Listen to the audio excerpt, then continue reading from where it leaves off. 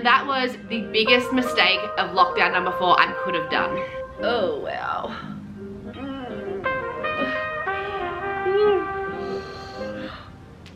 Okay.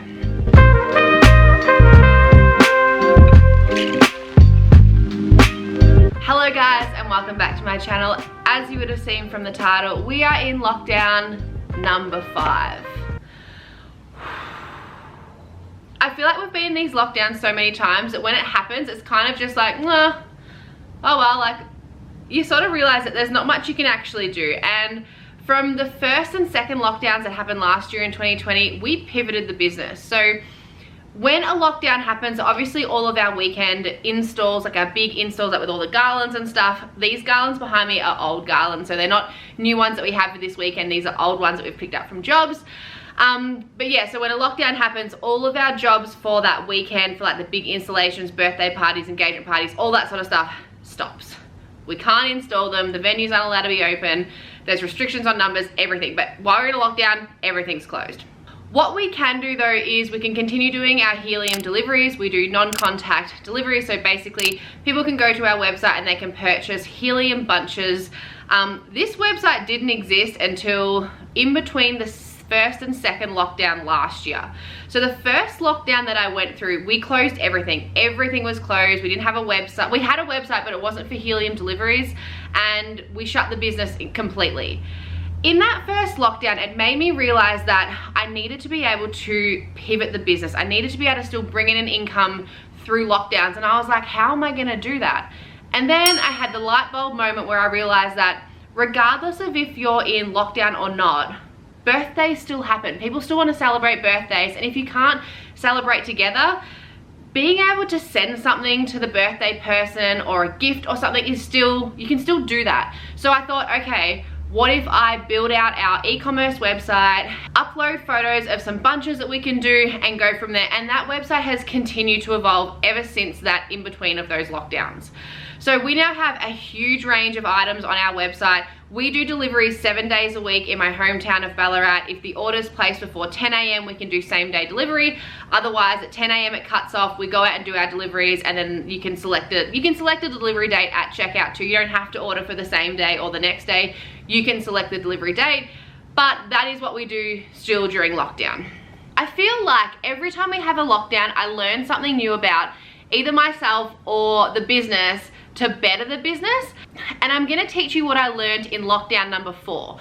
Right before the last lockdown, so this is lockdown number 4, I'd just gotten the business back to a point where I had staff working in it. I had a virtual assistant doing all of our messages. The business was running without me. And then lockdown number 4 happened. And because I wasn't really sure of like the volume of work we were going to do, at the time the lockdown was announced, our workload was minimal. There was only maybe 1 or 2 deliveries each of the days. It was very quiet, and I thought, you know what? I'm just gonna do those deliveries myself. I told the girls, like, unfortunately, there's not gonna be hours during this lockdown. I told the virtual assistant, don't worry about the messages, I'll manage it all.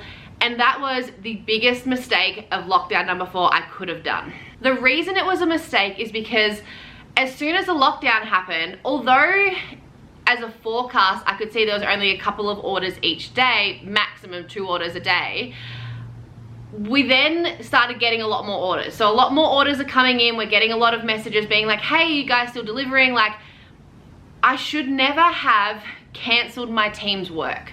And that is what I've learned for lockdown number 5. So today, lockdown day number 1, I had one of my team members come up. She made up all of the balloons. She went and did all the deliveries. I've got my virtual assistant still doing all of our messages because we are still getting inquiries about future bookings. So for people that have events coming up, that's something else that has evolved throughout the lockdown. So definitely for lockdown number 1 and 2, as soon as those lockdowns were announced, we stopped getting any sort of inquiries for our big installs on weekends. And I completely understand that. As a customer, I think our customers felt scared, and as I said, I would too. Like, I wouldn't feel comfortable booking in a big event straight after a lockdown because you're still a bit timid around like what's gonna happen, like will we be open, am I gonna lose a deposit, all this sort of stuff. So something that has definitely evolved from then is I definitely noticed in the last lockdown, so again, when I told my staff to have a break and I'll do everything, we still had so many messages coming in. So I've definitely learned that for lockdown number 5. My virtual assistant is doing all of our messaging. which saves me so much time. I came up to the office today to do some planning, and I'm working on a few other things. So yeah, I've definitely learned that even though we're in a lockdown, we're allowed to still work. So legally we're allowed to still trade and do our daily deliveries.